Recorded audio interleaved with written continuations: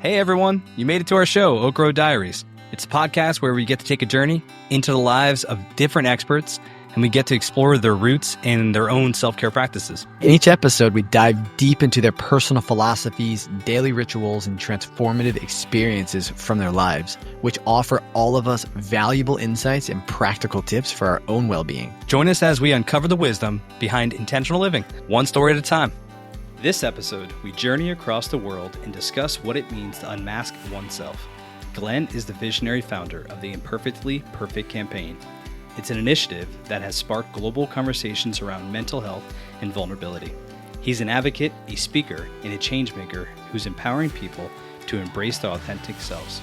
With a passion for reshaping the conversation around mental health and self-acceptance, Glenn has created a movement that has united over 500 influential figures, from Hollywood icons to global thought leaders.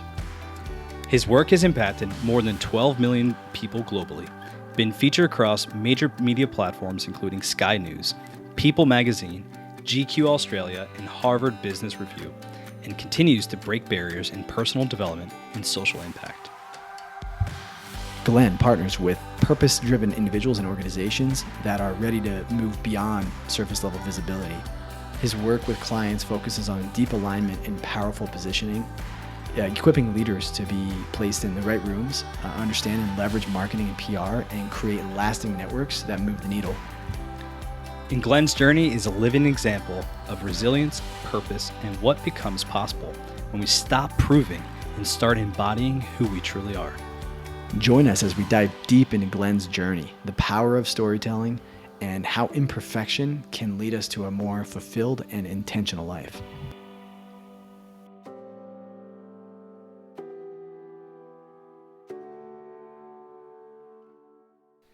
You're kind of a big deal, Glenn. My mother. To your mother. You're doing some great things, it looks like. You know, Yeah, I'm not doing too bad. 7 years in, and taking a mission placed on my heart to the world. So yeah, it's been a big 7 years. It has a lot for a lot of people.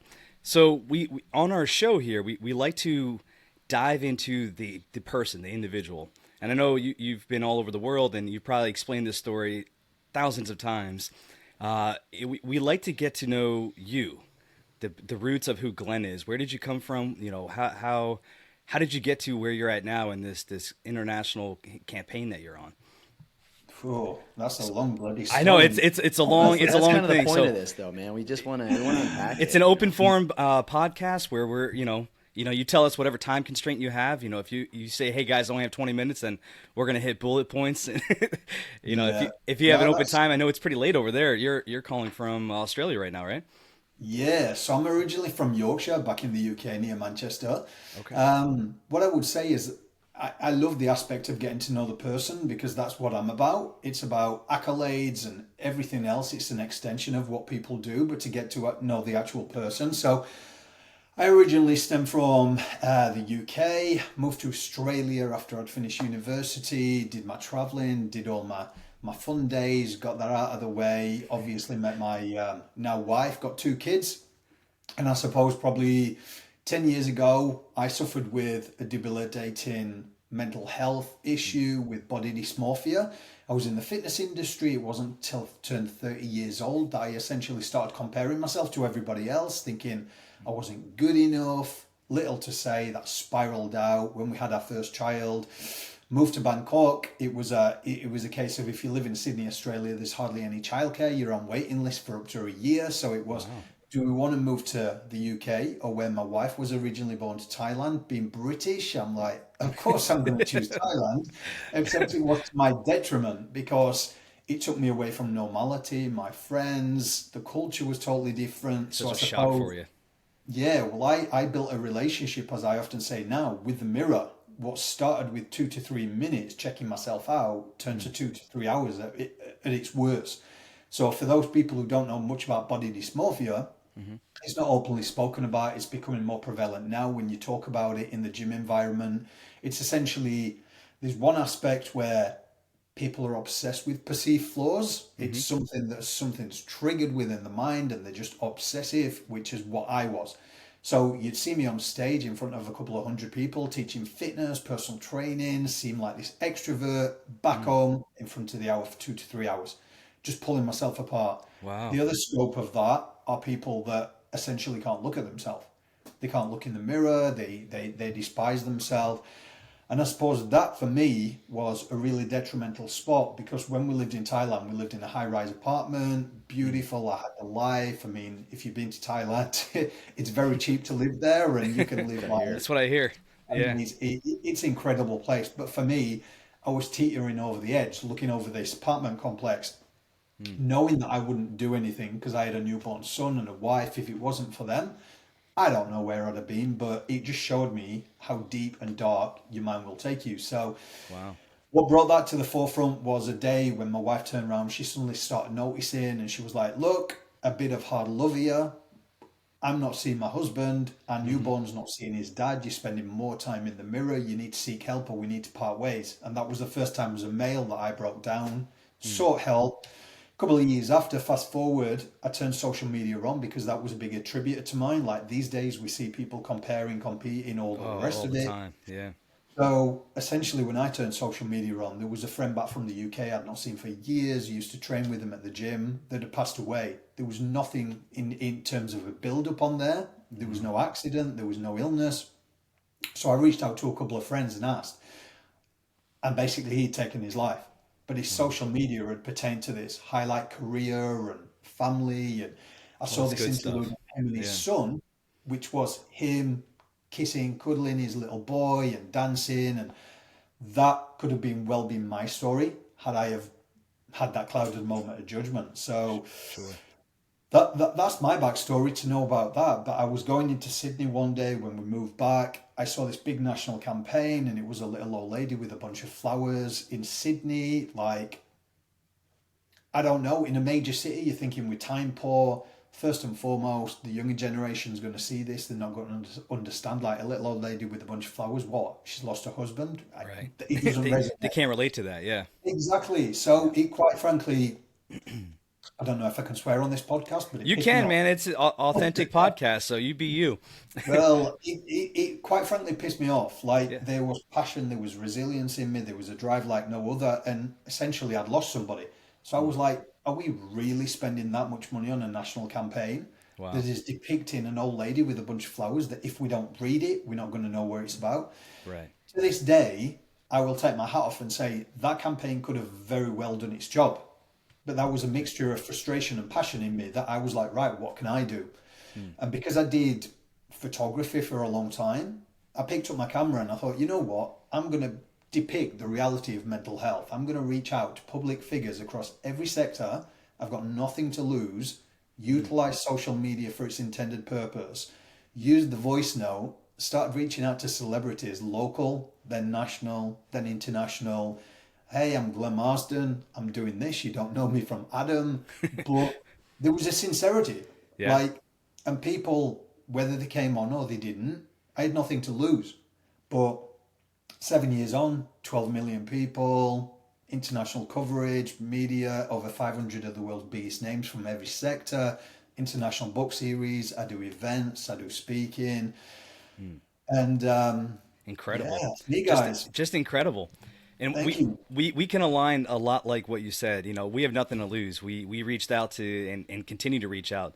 You know, obviously you, like for example, you're on this show, man. I mean, that's huge. You know, we're just two brothers just trying to be authentic, trying to teach people about this intentional lifestyle. Part of that is our pillars, our 7 pillars that we try to hit home every day.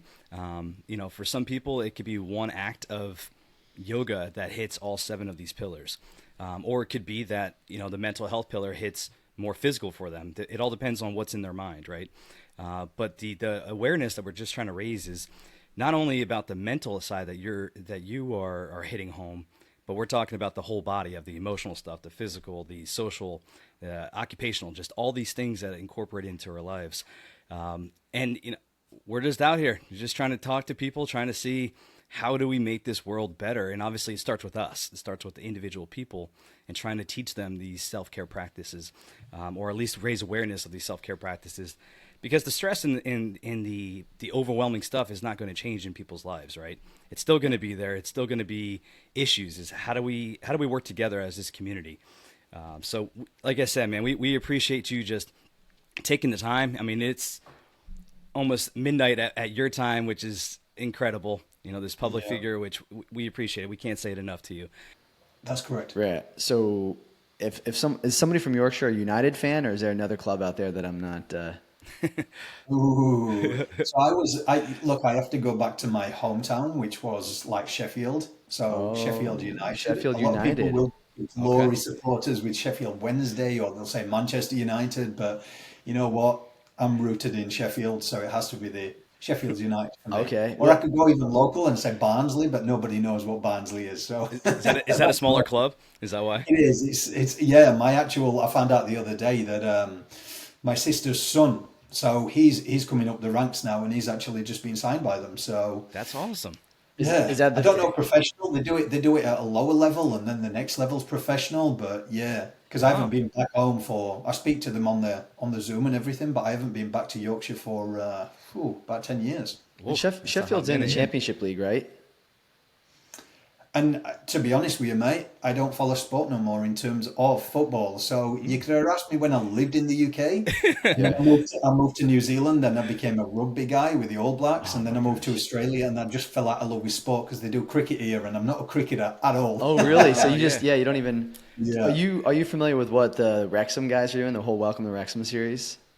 No. Yeah. Okay. So it's Ryan Reynolds and Always Sunny Sam. What's his name?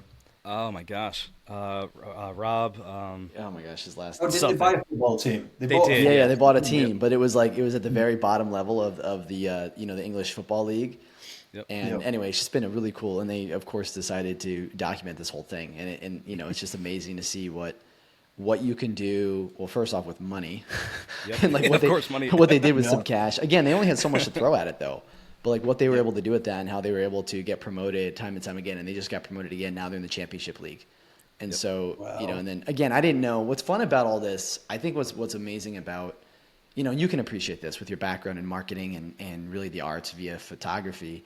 I mean, I think it really started with Drive to Survive, Formula One, and what they did and how they unpacked the sport and how they showed you in the paddock and how they showed you the teams and the personalities, and they were truly the foundation that all of these Welcome to Wrexhams and everything else out there, all these amazing sports series, what they've Full done. Swing is now up there. Yeah, you see behind the scenes of sports where a lot of people they see the sports and they see what's on TV, but we want to know the behind the scenes, which is kind of our whole platform, right? We're trying to get behind the scenes of who Glenn is and all the other guests. Yeah, that's the thing. The accolades of them, their achievements are amazing. But there's something that led to that. It's not the heart. It's not. How did they get there, and what drives them? And because as much as I've done, I've laid in bed with the entertainment industry per se and the corporate industry, and I just cut to the chase, and I'm just like, that is the superficial part.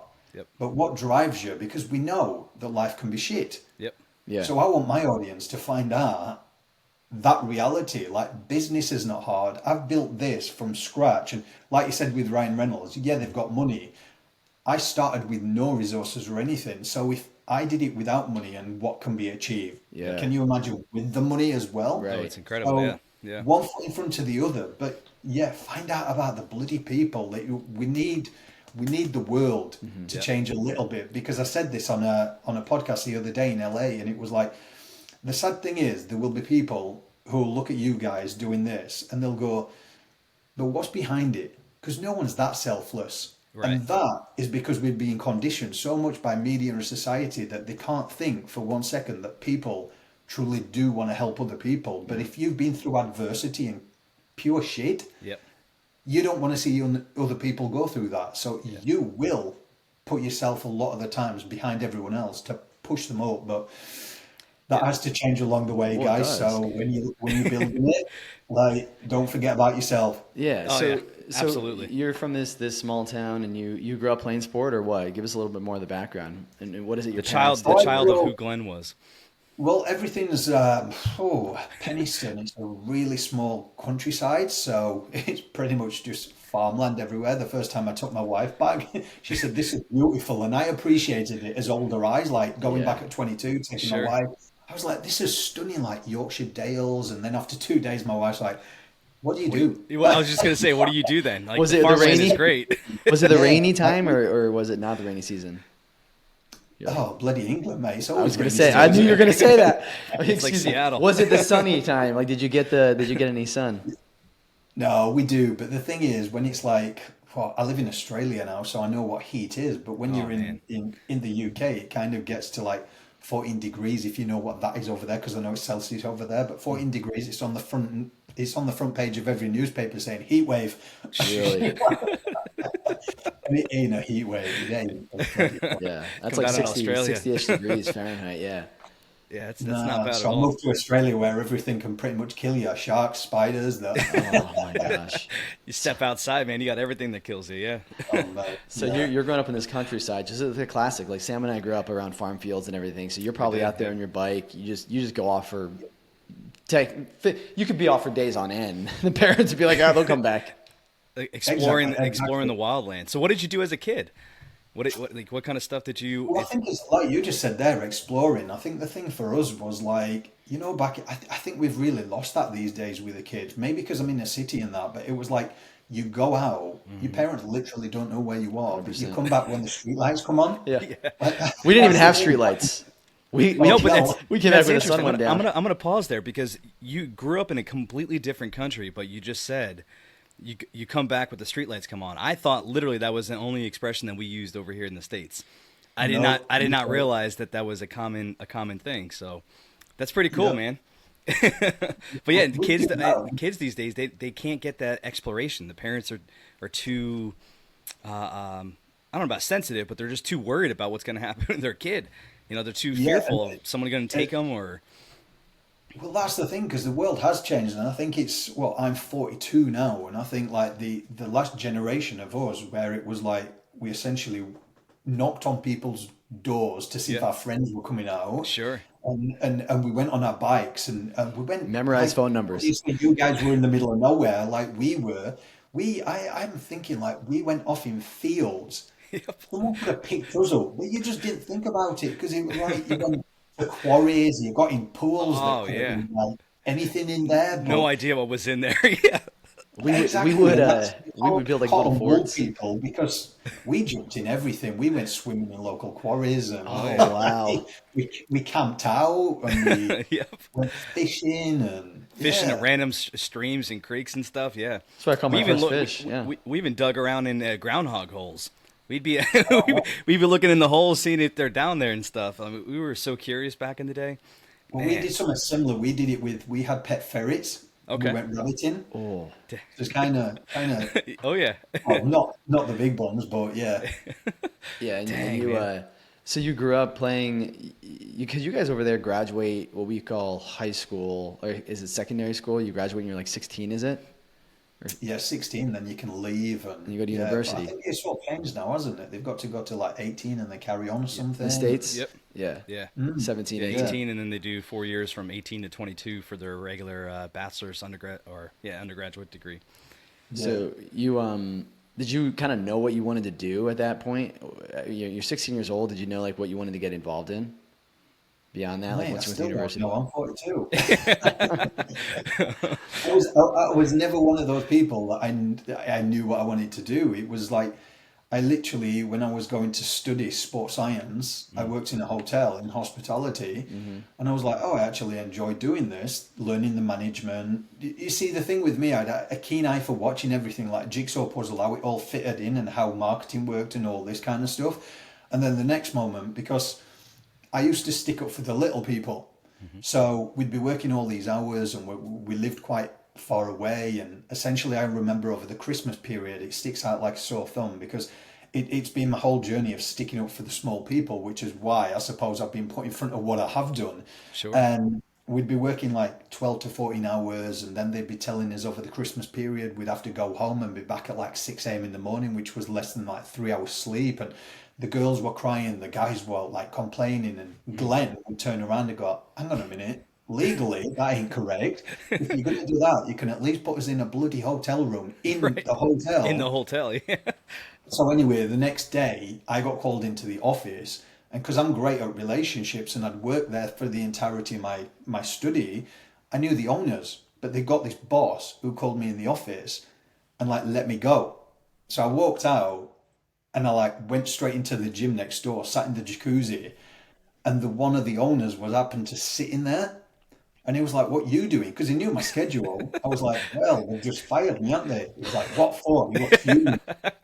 So I told him, and he was like, "Well, I had jacuzzi," and basically, I got a call that afternoon for my job back, and the guy got his ass kicked. But how things work, I always think that everything's supposed to be for a reason. As I got out of the gym, because I knew majority of it in the gym, and told them, the manager offered me a job on the spot. So I started on reception, then sales, then PT, Nice. and then it went from there. I followed this program called Les Mills International with like all these programs, and it was in New Zealand. So I decided family were going to move to New Zealand. I was going to follow that, and then my visa ran out. Came to Australia, never looked back. Can you So I just go? followed it. So you obviously, because you study sports science, so you were always interested in the body and the movement of the Yeah, body. What do you think? I mean, I studied business, right? And I can kind of explain for me, it just hit me. When I was a teenager, I've just always been interested in business. I've always been interested in investing in real estate. I can't explain it. I remember listening to a book and it was about real estate and how, how cash flow works and stuff. And I was just fascinated. I was like 17. yep. I'm curious what struck you? Can you go back to, because you studied sports science. Of all the things you can study, you chose that. Yeah, you know what? The beginning, it was the anatomy and physiology behind it all, and how the body works and integrates, and everything works together. What I soon started to realize was it was people that I liked, building relationships. And like I just said, with the accolades and everything, in a gym environment, you're not looking at that. Not at all. People come in for a common theme So of raw, a yeah. community or getting fit. You don't see a suit, you don't see a profession or a title. Yep. And I've taken that. So I can literally have the gift of the gab, walk in a room and talk to any single person. And I believe it stemmed from there. So that in its entirety has been my whole journey. And it's funny, through everything that I've built now, the marketing, the PR, the networking, all of that kind of the intricacies of that, but human behavior, effective communication, and psychology. I'm obsessed by it. Just seeing how people work and gaining the discernment to notice little things that they do, and manipulation tactics and business. And when you've got a good heart and you want to make a difference, you think that people want to help you. There'll be a lot of people that'll want to shit on you because they'll see your naivety Sure. and they'll see your heart. So you have to learn quick. So that has been what I've studied for probably the past 5 years through the crap experiences, Yeah. but also delving deep into just getting qualified in certain areas in human behavior. That's awesome.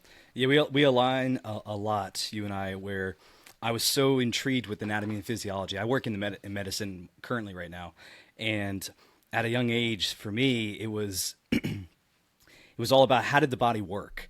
And then as I progressed now 14 years later in the medical industry, I care more about the physiology and the person behind. Okay, we get the accolades, like you said. Every time I train individuals, for a living, new hires, onboarding them, right? And when I see that they come to me with all their accolades and all their initials after their name, I'm like, all right, this person's going to be a problem because all they're doing is hiding behind those titles. And Yep. when you get to the root of them, it's like, okay, they need some help. They're hiding behind all the things they might have done in the past, or maybe they were able to, slide underneath. I'm not trying to demote their accolades, but a lot of the times it's those type of people that are usually the I guess the problem people, right? The people that really do need the most help, right? Yeah. They're hiding either, whether it could be the mental health issue or it could be their skills aspect that I have to now teach them on their basic skills that they should have known because their accolades show that they should know those. So for Yeah. me, yeah, I've definitely been on this journey of diving into the individual, which is where the happy atrium all came into play. Diving into people, diving into their roots, and then like I said, the podcast show that we're trying to just build this platform to raise the awareness of, hey guys, it's not that hard. We just got to think every day about living. And by doing that, by doing that, you're going to be a happier person because you're taking more control of your life. You're not going to be as reactive. But Yesterday, for even example, I was beyond strung out. I had so much stress, so much just overstimulating with all the young kids. You're still going to have it, and that's where the people that I try to explain this. It's not like we're trying to remove it. We're trying to help you guide through it, and so that you come out of it where it's like, oh, okay, I could grow from this. What can I learn from this? And I could just be better the next time that this overstimulation or whatever stress is causing me. Yeah. Well, that's the thing, isn't it? It's like the tools and the resources. Like, this is not just going to go overnight. Like, Yeah. it's a constant progression. And I'll tell you something, like, whilst you guys are doing this, you'll probably notice trigger points and old patterns that come up from your past. And you're like, holy shit, Yep. I need to work on that as well. Because this journey for me, it's almost like somebody put it in my face, this spiritual person, and said, when you broke through that glass, when you got better and you started the Imperfectly Perfect campaign, it's like you shattered that glass. And that's the analogy of moving forward and helping others, but you were consumed by that. So to move forward, I'd say this journey has taught me more about myself in what I can achieve, but also old patterns, habitual cycles that I carried on. It's so long that held me back through certain aspects as well. Because Sure. obviously creating something that blows up fast, there's a lot of people come towards you, a lot of notoriety, and then everyone wants a piece of you. What is it? Is it this? Is it that? Which takes away from the aspect of what you're creating in the now. Yeah. The It's rawness just of what you're trying awareness to at the do. beginning. Yeah, everybody needs to know where it's going, what it's doing, and that's societal conditioning. Yeah.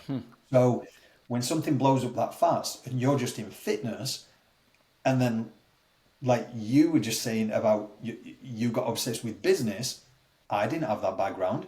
So at the beginning with it, I was just like, well, I don't bloody know. I'm just doing this. Like, how do I do this? Yeah. Yeah, how do I You keep were a up with personal it? trainer, effectively, right? And you're a photographer, Mate, though, too.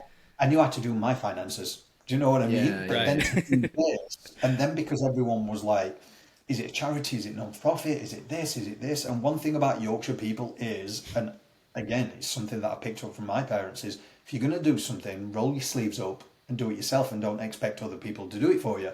So I took that to heart and carried it.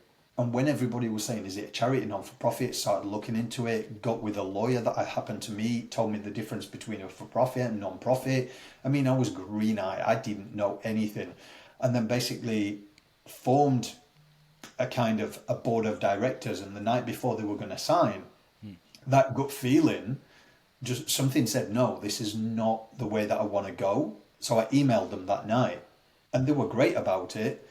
But then it literally led me onto this whole new area of these days that a consultant, the events and all that, I'm able to pour my money into what I'm doing and give free resources. And it's been going for 7 years. So it's unconventional. That's But awesome. if you heard on any of my stuff, it was this guy in corporate who said to me, Glenn, who do I invest in with the IPC? Because I never see your face on it. And I'm like, I don't want to make it about myself. That's the thing. When we see a certain person, it's always about them, which is great. But then what's the next step? So he said, look, you need to make it about you so people can connect the dots. Yeah. So at the We've been side told of the it, same thing. yeah, well, that's the thing. And I built it from legwork. I had to build my brand. So I got paid to do everything else. So I could pour into it. And he turned around to me and he said, Glenn, if you want to make a difference, make a non-profit. If you want to make an impact, learn how to do business, get bloody good at it, make companies pay you for your skill set and pour whatever you want so you don't have to do what people say or anything. Because a lot of these charities and non-profits, well, they've got to cross and their T's and dot their I's and everything, or they'll get the money taken off them. And if you look into the background of a lot of charities and how much the actual donations go into marketing efforts rather than the actual cause, and Right. it's a business, it's a model, and I get all that kind of stuff. But at the end of the day, I'm just like, guys, set up a GoFundMe so you know where your money's going. Yeah. Yep. And So you said, for me, I've said it on so many networks, and I probably shouldn't, but I'm just like, the model, it needs changing in charities, because when you find out up to 80% in some charities go on marketing from donations, and you're like, you get funded hundreds Yeah. of thousands of dollars already. Yep. yeah. So Yeah. No, let's it's, do a GoFundMe It's usually flip flopped. It's like 2% to 10% that goes towards the charity, and then the rest of it goes towards, Yeah. the structure behind it. And it's like, what? Yeah, We need to flip flop amazing this. things. I'm not digressing that they do Of course incredible not. Yeah. things, and we don't know certain aspects of business models, but then you've just got to go, how can we get people the help when there's more suicides and the epidemic from the mental health through COVID, and yet people are on waiting lists for 3 months, 6 months, and Jeez. you've got people like who are giving free resources out just for that human element, so people don't feel alone through Right. storytelling, through podcasts, through magazines, through this, and it's kind of like, all right, we get you doing the research, but let's ask people to put donations into a bucket that someone manages, and it gets spread in the local communities, and then they can do mental health first aid for free. They can do that for free. Real They can do tools. Yeah. that. We can get some psychologists to do some group therapy for a lot cheaper than, I don't know in America at the moment, but in Australia it's kind of, you get 6 sessions subsidized, which are about $90 still, which Yep. is quite expensive for some people, and then it shoots straight up to like $300. So A session. people can't continue. Yeah. Per session. Yeah. So Yeah. They're, good. That's usually what it is. It's, deductibles, with insurances and stuff like that. You still have to pay anywhere between 50 to, maybe $100, depending on people's deductibles. But it's extremely expensive. And again, you already said it before, where it's not that hard, right? What we're trying to accomplish is not that hard. We just have to shift the societal norm, which is stop being for yourself. Yeah. All right. As Yeah. human beings, stop this individualistic approach to society. Well, it's It has- interesting. It's like, it's funny. We're all sitting here saying this, but at the end of the day, like, we're obviously, you're clearly making money and providing for your family doing what you're doing. And you have said that multiple times. You said, like, how can I take care of other people? Like, it's just the facts. Like, that's what you're doing right now. You're obviously, you make money through your royalties. You're making money through your speaker engagements and all these different things. And you said with that, you're able to, one, provide for yourself and your family, which is, you cannot rely on other people to do that. That is your responsibility. Yep. And then with the excess cash, if I heard you right, you're funneling that into these other campaigns. You, again, are able to provide, and then you offer. You're kind of you're saying, hey, listen, I'm putting my money into this. You guys want to put some money in as well, right? And it's allowing you to do that. You're adding value. You're making an influence through the value that you're adding in the world through your speaking engagements, your coaching, your masterminds, your books. Value. You're adding. With the excess cash, you're then able to put it into this other, the IPC. If I heard you right, I'm assuming that's kind of the structure. The only thing I don't ask for donations. So The IPC I don't is all do your it money. It's all funded by you. asking. Yeah, it all comes from me. That's my gift to this world that I'll always see. say. It's a percentage that I give because, Wow. I don't want to ask for donations. Because then you're controlled, right? You're controlled by those donations, right? Exactly, but it's not just because of that. Like, I've seen firsthand the epidemic when people are struggling and they can't afford this, and like the cost of living these days, and the food, and yet you see these big organizations still give donations. And look, you know what? Again, each to their own. One of my things I always remember was, could you imagine, like, you raise $20,000 for a certain organization, and the next month you need help, and you reach out to that organization, and you're like, you remember me? I raised $20,000. I wonder how quickly they'd get you in to, like, sort you out and give you a therapist straight away. Like, I was just a number. Yeah. Do you know what I'm saying? I mean, get you. I don't know if that's true. This is just something that I just always think about. And I'm like, we've got to think where we're putting our efforts and we're putting our help. Like, if I can do something and make it sustainable for over 7 years through my own business and pour into something and tell people, no, don't give me money. I know you appreciate what we do, but at the end of the day, make a GoFundMe up. They'll take a percentage, obviously, because it's GoFundMe's platform. Yeah. Yep. But you can give the money to a local community so you know, and you can see where your money's going. Yeah, I need see to what you know. mean by that. Now I Yeah. understand. Yeah. Okay. But that's just something that's always been laid on my heart, because I always say, as a northerner, I'd rather be known when I pass as like Robin Hood, going to the companies, getting paid for my skill set, speaking, giving expertise on entrepreneurship for social impact. Now I've done all this, getting paid for it, rightly so, because, hey, Yeah. It's a skill of yours, right? There's I'm nothing wrong doing with this that. Well, and that's expertise exactly. input Yeah. to make profit in your business so you can pay me, and then I can go and keep doing this. Yep. That's exactly right. You know, there's a model out there that I've always, and I know there are other companies, but I know one. It's called Charity Water. Have you heard of them? It's like charity water. They were on a podcast years ago. The founder of it, I forget his name, was on the Rich Roll podcast. You may have heard of Rich Roll, but Yep. so Rich Roll had him on the podcast, and he explained his model. So he explained obviously what they do, and he kind of gave his story and everything. But effectively, what they do is he said, "Listen, I know because he was working for the Red Cross, and then he saw that there was just like how much waste there was among different these different nonprofits." And he said, there's got to be a better model. And so basically he said, people are going to donate money, and I've donated money and everything as well, but people donate money to Charity Water. All of the donation is 100% goes towards the actual, what they do is they drill for water. So they basically drill for wells in locations a lot in Africa. And they actually geolocate it. So they said, Jared, you gave, $50, $100, whatever. This is going towards this well in this location. We're going to attach this money to that. You're going to see the progress of it. And then we'll send you pictures of the people actually enjoying water from it. So 100% of my money and everybody else's money goes towards that. And they said, well, what about the organization? And they said, well, we get sponsors for that. So then what they do is they go around and get sponsors to actually support the actual staff. So to support the SG&A, right? The support all the operations. And so 100% of the donations actually go towards it. That's awesome. I think it's effectively kind of what you're doing in essence, where it's like your operations, but you are the sponsor. I'm the major sponsor. I mean, when I get my events on, I'll pull sponsors in. But the big thing is because I get big Hollywood names coming to my events, I'm like, well, I'm also going to give you marketing for that. So as soon as they get out, then it's going to create a ripple effect because I know PR and I've built relationships all this time. Then I can also get you marketing, which you'd be paying tens of thousands of dollars for. So it is that Robin Hood model. It is. You want my skill set. You want my expertise. Yep. I've had to sit my ass down and learn all this for 15 odd years. So, hey, you know what?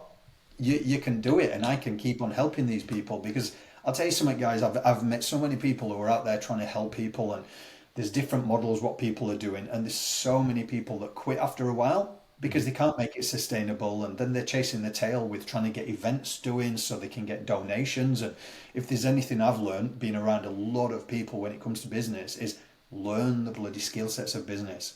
You need to know your foundations, what you're doing, where it's going. You can have a good heart, but there's a lot of people who will see that naivety. They'll try utilize you. They'll try look over through around you. They'll shit on you, everything. So you need to, you just need to get clued up in business again with the psychology behind it. You need to see people coming miles away and then new levels, new devils, because then you're going to be around a lot of corporate people who are very smart.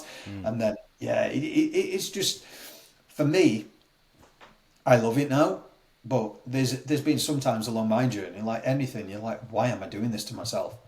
But you learn more about yourself and what you can achieve if you keep going. But some people, unfortunately, they quit before they get to that next stage because it gets hard. And we run on money, but I always say, do not quit a job. Like just to do, like keep moving, put one foot in front of the other and take imperfect action. People are like, I don't have the resources, so I can't do it. I can't do this because I'm not clued up on this. I don't have team. I don't have this. And one thing about organizations, I said to one chairman once, I was like, hang on a minute. If one guy, me, can run 9 social media accounts, work on construction whilst I'm building this 12 hours a day, 6 days a week, have a family, have little sleep, but still do it, learn how to do marketing and PR, influencer marketing and that, contact celebrities, shoot the celebrities, edit everything, build a website, do a database with no resources. Why are you paying 5 to 10 people in your social media team for one organization? We get that, man. Social media can be a bitch for sure. So Glenn, I'm curious if I want to get into the body dysmorphia a little bit. Yep. Because obviously, like you said, there's a lot of people who suffer with it on different levels. So there's a lot of men out there that they don't feel safe enough to talk about it. So you're. I mean, yeah, exactly. So you're. There's women out there. We hear it all the time, right? Women are they market that, but I feel like there's this shift. I mean, men are getting more louder with their feelings and their emotions. I feel like the societal shift is happening with that. But back when you dealt with your, maybe you still are dealing with it, but back in the shift or that change for you, that was a very unspoken thing back then, right? Like it wasn't something normal. You were in the fitness industry, and people didn't talk about their bodies. Well, I like imagine that, you in were that pretty way. fit, right? Was that fair to say? You feel like you were pretty... Well, this is the thing. I can look back on pictures now, and I near enough had an 8-pack. I was lean, but I was teaching classes all the time. And the thing was, I wanted to get a bit bigger.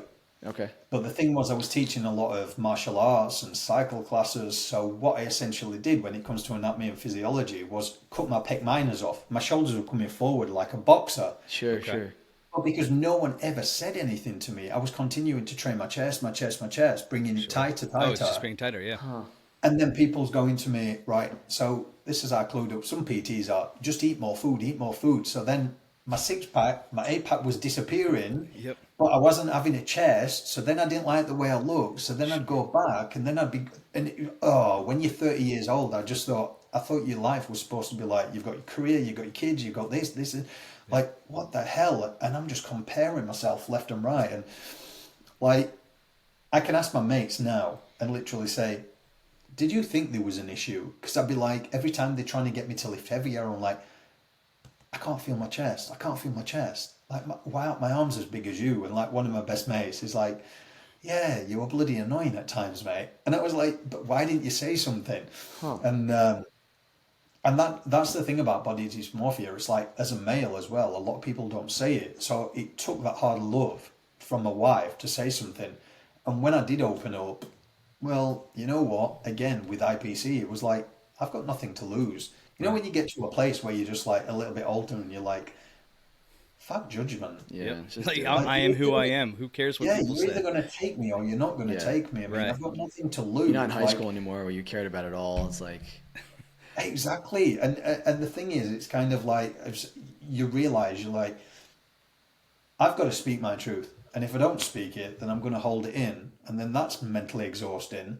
Yep. And at the end of the day, if you're going to judge me, you're going to judge me. You're not my people.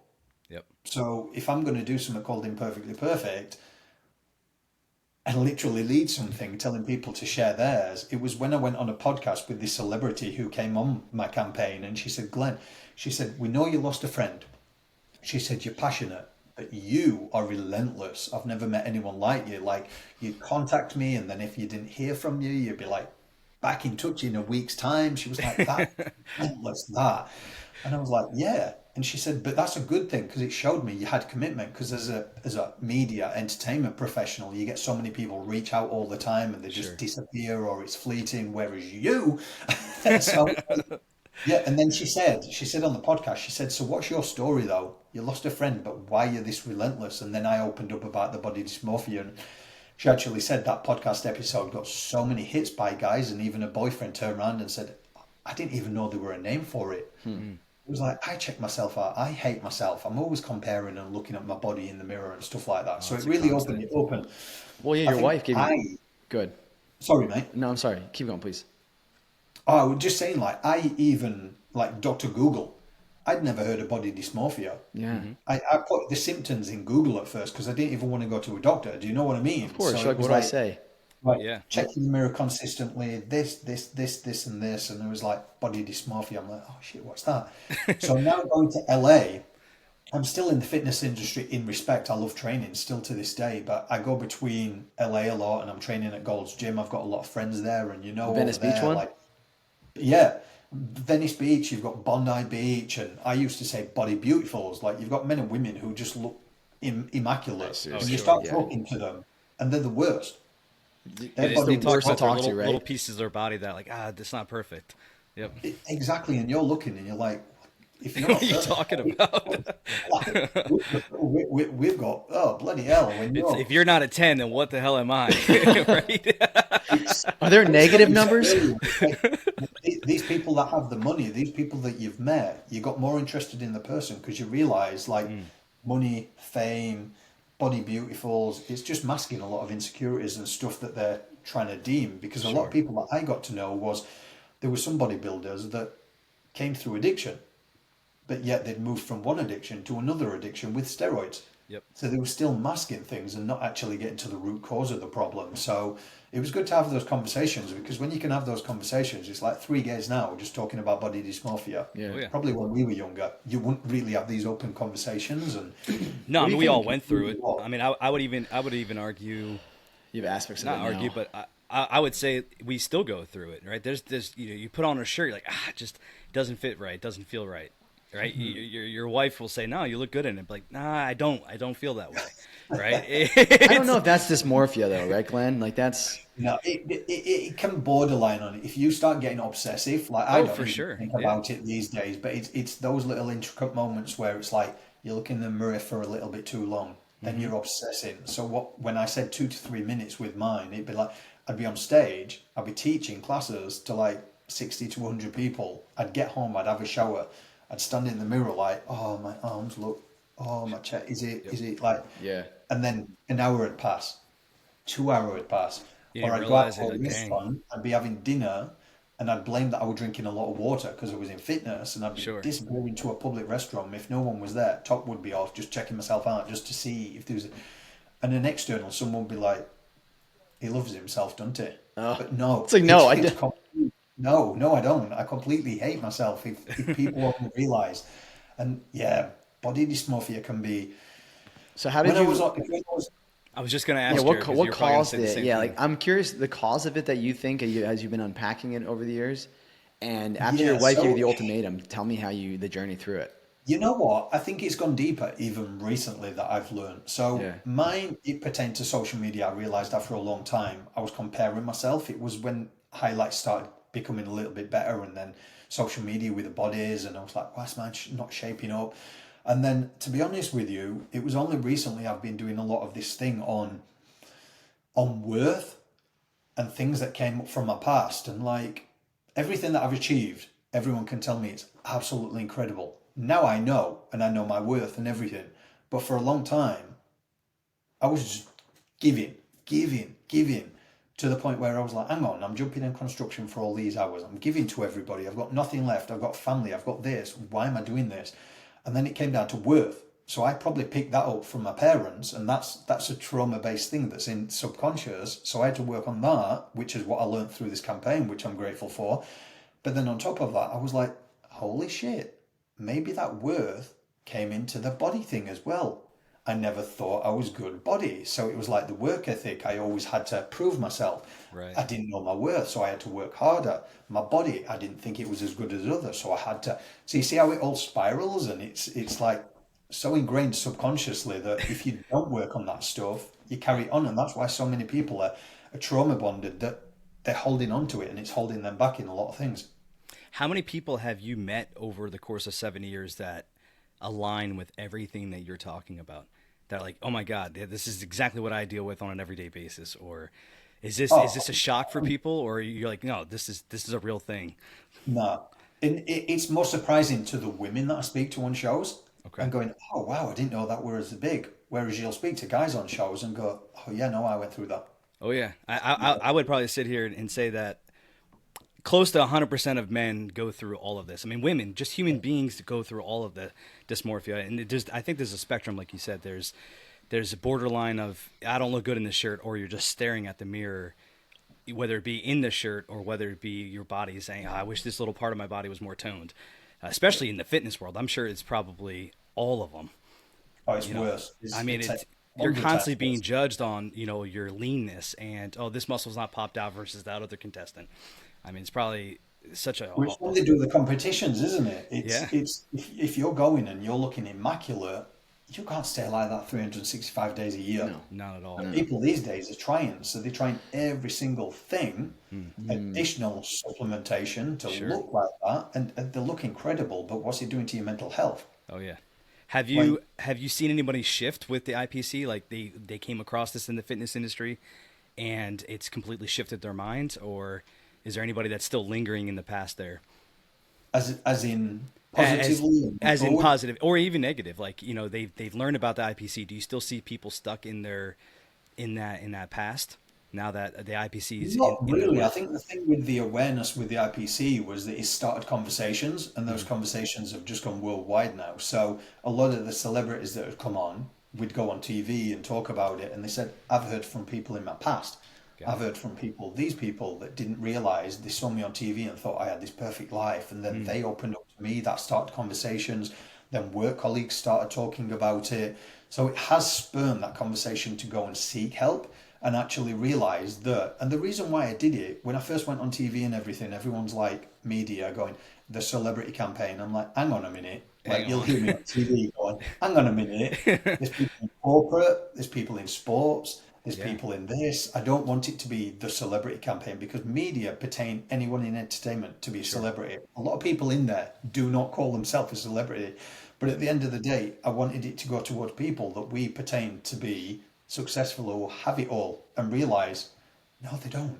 Yeah, they're just just people that human, have been the put up on title. this pedestal. Yeah, this Exactly. accolade. Yeah. So, Glenn, Exactly. you're thinking that, kind of unpacking it some more. You said throughout this campaign, the way I understand that is basically over the last 7 years, I've been talking about this, and I've been talking to people about it, and I've been discovering more and more about myself and what led to it, because something led to it, right? And you were saying it may have been, not like they did it on purpose, but potentially, parents, right? And kind of they did the best they could when teaching you about, hey, work hard, do this. Don't talk about yourself. You don't have time for that. Like, you just got to put your head down and focus on it. If I understood you right.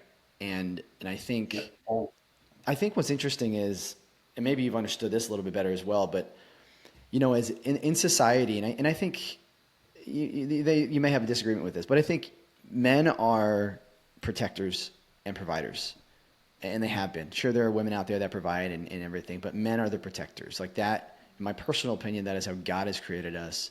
We are the protectors.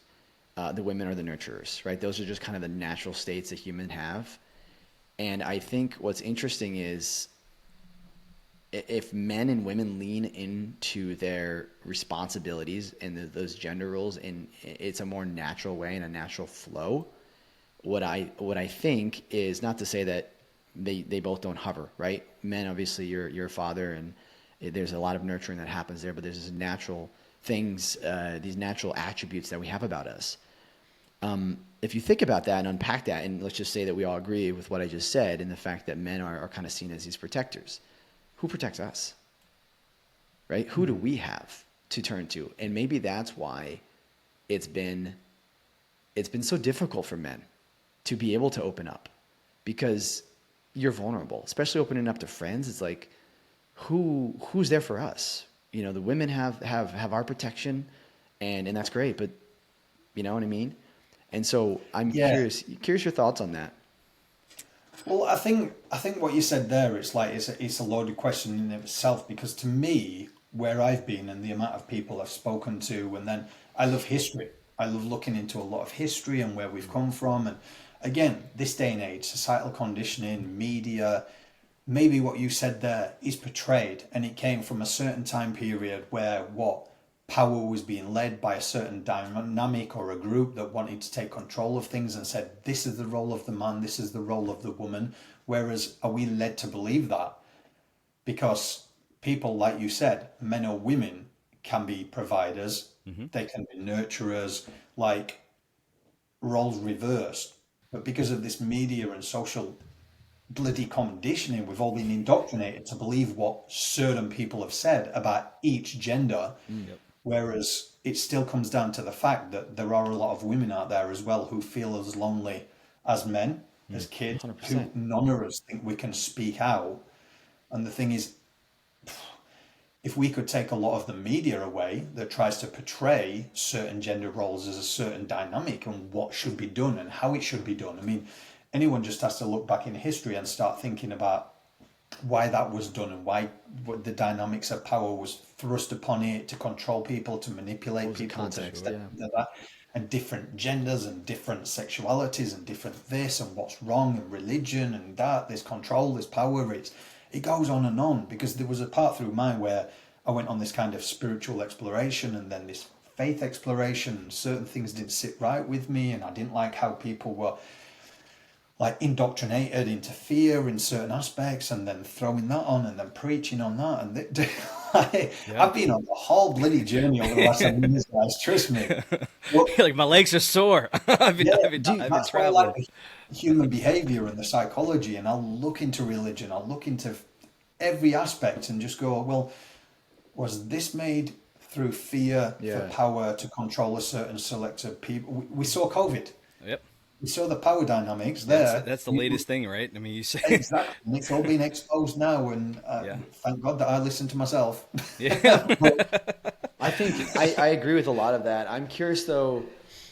There's a reason I'm bringing this up because it's something that I think you had me think about. I personally, I think if you there is a lot of evidence. Take away all the context and everything else. I think there is an evidence where women, they do look to men for protection. Fill in the blank for what that looks like. But think about it, like you with your wife, and you 100% tell me you don't feel the mantle and the responsibility to take care of your family, right? And and I think my wife has helped me in a lot of ways because I haven't thought about certain things. And she has told me, there's this gentleman out of actually the UK, completely blanking on his name, fathers, what is he called? Primordial fathers, or primal fathers. And his whole idea is that it goes back to the primal innate state of us. Like what is innately within us? And there's a lot with that. And I think there's a lot of unpacking there. There's a lot of avenues you can go down. There's diet, there's all kinds of, there's social context you can go down. And I think particularly with this one, his whole argument is like, listen, women, because there's issues with relationships and there's a lot of issues and there's a lot of reasons. Something my wife and I have been talking about a lot lately is this whole idea of protection and women, her wanting to feel protected. And there's different ways. And it's not just like I'm on a street and somebody comes up to us kind of protection, right. But it's like, how are you there for me? How are you sacrificing for me? Right. And so there's layers to that protection. And this primal fathers guy, he does a really good job talking about it and explaining it much better than I do. But I'm just curious if there's been, taking away all of the kind of contextual stuff, do you feel that there's truth to that? And if so, in this whole IPC campaign, how can that help men recognizing that to really take on that responsibility? And I wonder how that can help their mental health. Or I'll even side note on that. So with mental health, men feeling outwardly vulnerable to explain themselves, right? You're aligning both those things. So what you do with the mental health awareness and what Jared's asking is, how do men feel? How can they feel better about being open about this protection? see, for me, when it comes to that protection thing, what you said in those kind of roles, those gender roles, I haven't felt that. I haven't been brought up around that. But when it comes to men speaking out, the way that I initiated it through the campaign was essentially getting people, athletes, strong people, leaders in corporate who have kind of positioned themselves in that authoritative space, per se, to share their stories so they could speak to those. So say, for example, I worked in construction when I was building everything, and what I used to see, there was a big disparity because they get a footballer that would come in and talk. And I'd be like, these guys aren't connecting with this guy. Like, he's a footballer that's kicking a football around. These guys are in construction. They're not seeing their families. There's this big divide there. And I'd ask them. I'd actually ask the guys. I mean, that's all we can do, right? Yep. When it comes to professionals, I never sit here and say, I'm a professional in this area. I've got qualified in a lot of areas. I work with professionals, but we are awareness mainly. We do call to action so people can go and get that help. But when it comes to the awareness, it's a sense of, you have to speak to people to find out what's working, what's not working. And what I did realize when I was going through a lot of my times in seeing what and what was not going towards people was that, especially with men, you have to get people on their level or people who are in their industry. So it's industry based and related, who understand.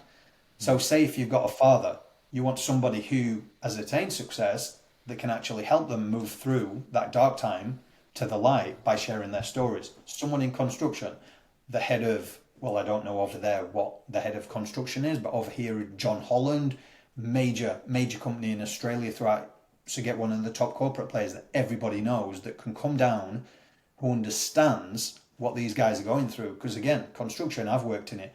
12 hours a day, 6, 7 days a week sometimes. You're not getting time off. You don't see your family. Most of them are divorced. Suicide's quite high in the construction industry. Sure.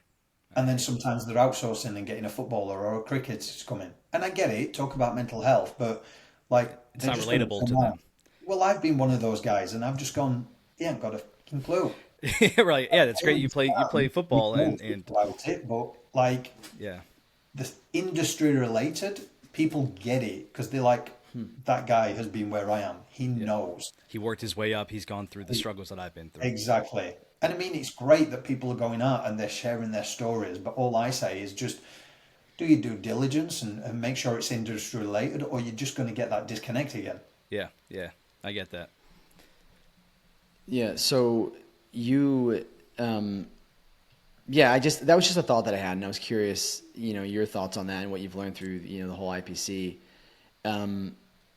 What about for your own personal life? So, if you care to share between your wife and you, what's your dynamic like? You're doing all this international campaign. What's your day-to-day life like?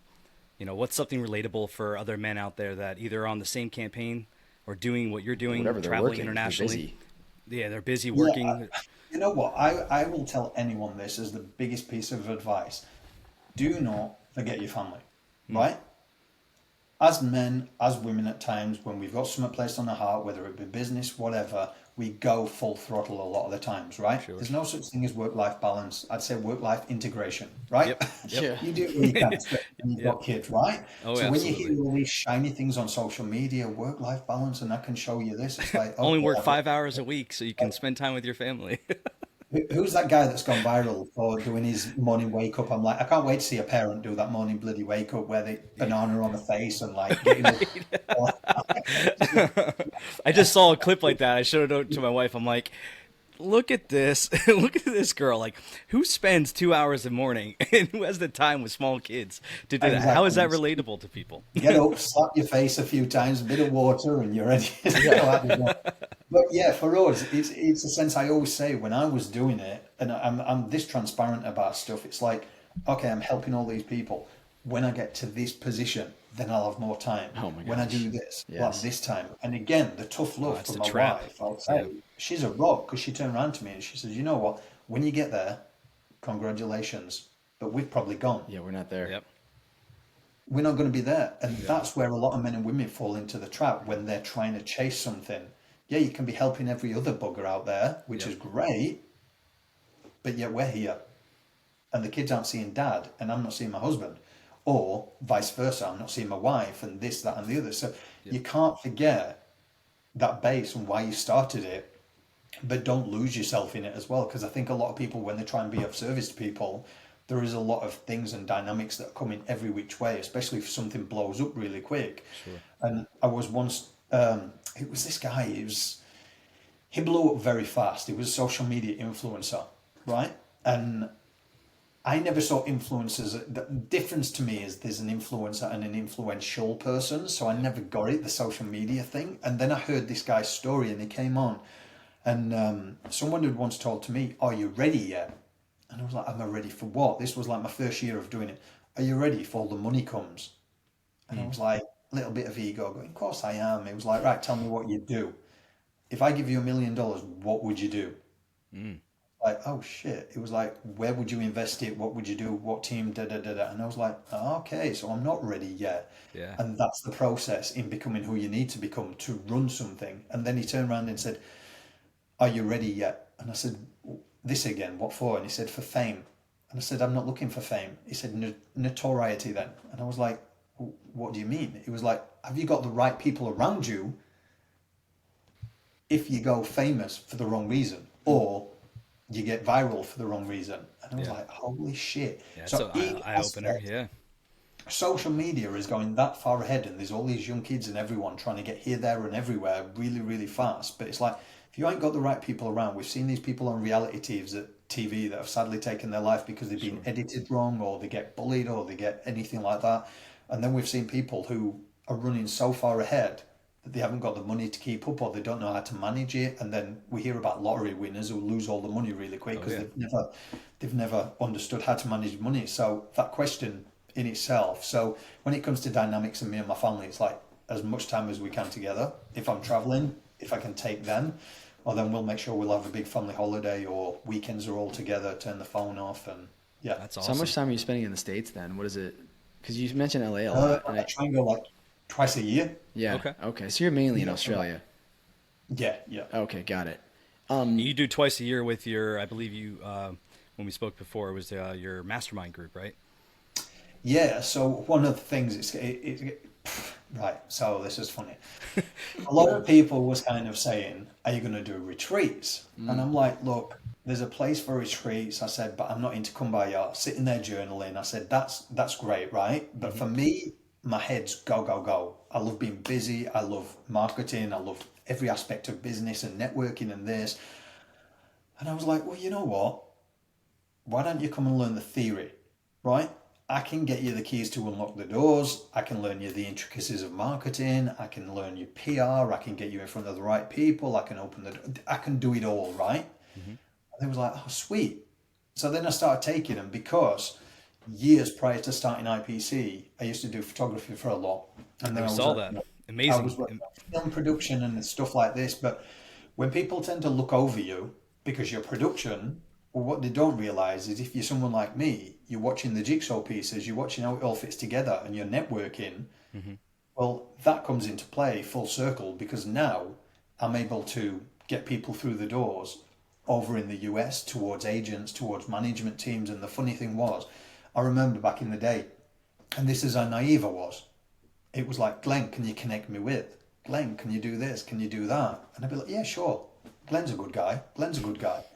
Never once got invited to events, never once got asked to go out with people, all of this kind of stuff. So it was kind of this bypassing Glenn. Glenn's just good for this. Glenn's a free resource. Oh, wow. And that's why these days I'm just like, nah, sorry.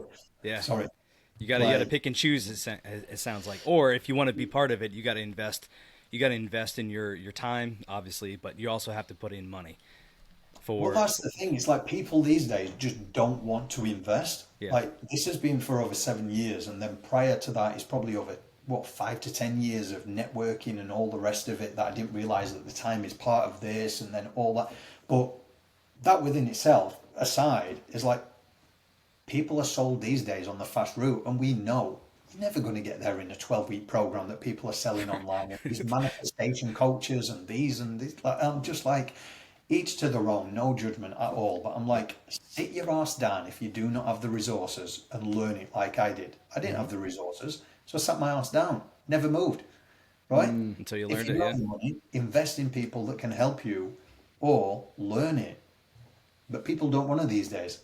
So how do people join this group? Is it they just go on your website, or is it a personal connection like we're having right now? So in terms of the Imperfectly Perfect campaign, they can go to the official website where there's free resources. There's the quarterly magazine, there's the articles, there's community initiatives. If it's anything to do with the wanting to learn marketing and all the rest of it with the events, the celebrities and all that, that's glennmarsden.com. Awesome. So you, I'm sorry, we went on a bit of a diatribe there. We were talking about the body dysmorphia, and I realized we never even got your story of how you got through it. Oh, yeah. We're going all over the shop tonight, aren't we? I mean, it's fine with me. I That's know. how conversations go anyway. No. Well, that's what I'm saying. It's like we're sitting at lunch, we're just chatting. You know, you go down. Three guys on a park bench. Exactly. So any women listening to this are going to think this is our guys' talk. It just goes everywhere. That's exactly how we talk. Squirrel. Okay. It is. So when my wife said that to me, I went to see, and I'll always say to people, if you don't get kind of the answers you're seeking at first, keep on trying to see someone. So I went to a general practitioner, and you've got to think at the time I was living in Bangkok, they're not aesthetically based or minded. It's all about education in Bangkok. Like we lived there, it's education. Whereas like the Western world more is you go to the beach and you can see these issues a little bit more. So he didn't really help me. He couldn't see what I saw, but yet there was nothing to see. It was in my Right. head. It was all in your So head. Yeah. he should have really said you need to see a psychologist to talk about this because like it's in your head. Yeah. But he Nothing did physically is wrong with you. It's just nothing. yeah. And I was just like, can you not see? Can you not see? And Yeah, I need you to tell me what I'm seeing to see, like, I need validity for this. And like, okay, but that's how dangerous it is and how deep and dark your mind can take you. Just these obsessive thoughts. And yeah, so I actually, by the grace of God, I'll always say, is a few weeks in, we got an email from a childcare back in Sydney, Australia. It just came out of the blue saying, look, we've got 5 days a week if you want to take it. So I saw that as my saving grace. I was like, right, can we move back to Australia? Nice. Luckily, my wife said yes, right? Yeah. She easily said no, like we're not up even. She said yes. So we went back and there was a bit of normality there. So it eased a little bit, but still it was there, it was lingering. And my wife was like, don't forget what I said, like you need to sort this out. So I went to see a psychologist after a general practitioner had got me a referral. And he did something like very unorthodox. He was like, look, I know a personal trainer who went through this. And I think because you're in the fitness industry, I think it'd really help you. So I actually met up with this personal trainer who'd gone through it and I started training with him. And it was actually that guy that not only helped me, I did a bit of cognitive behavioral therapy, but also talking to another guy who's like this big bodybuilder dude, talking through it, but then actually realizing after all that time, what I put myself through, cutting my pec minors off, he was like, dude, we need to train you back more. There Like, you go. So he put that logic back into your body. And Right. there were so many guys that had just gone, keep going heavy, even other personal trainers. And it was him. And we did ART therapy, massage therapy, and just got my back. And then my chest started growing. And I was like, I put myself through 3 to 4 years of hell Wow. over something like that. So what that showed me essentially was, and I've said it a lot of times, is if your mind can take you to those places so deep and dark, imagine where it can take you the other way if you apply it. Yeah. Yeah, for sure. So you and you knew physically this changed. knowledge before. Like what he was teaching you, you knew about it, right? You had that Exactly. background. Like of course, the people that do nothing but abs, they're going to be hunched over because they're literally their bodies are constricting. So Exactly. even though you had that knowledge, it was your mind shifted, and it's incredible. It probably happens so many times for people out there in the world where they know the knowledge, they know what they're doing is wrong, right? Drug addicts, they know that drugs are bad. Their mind takes over. It comes from somewhere, doesn't it? And that's where, like I said recently, even delving even deeper into some of my stuff, like it was just that worth thing. Yeah. So that's clearly come from me not feeling worthy enough over something, and I don't know where that part came from. Are you but still obviously I unpacking that? feel like that.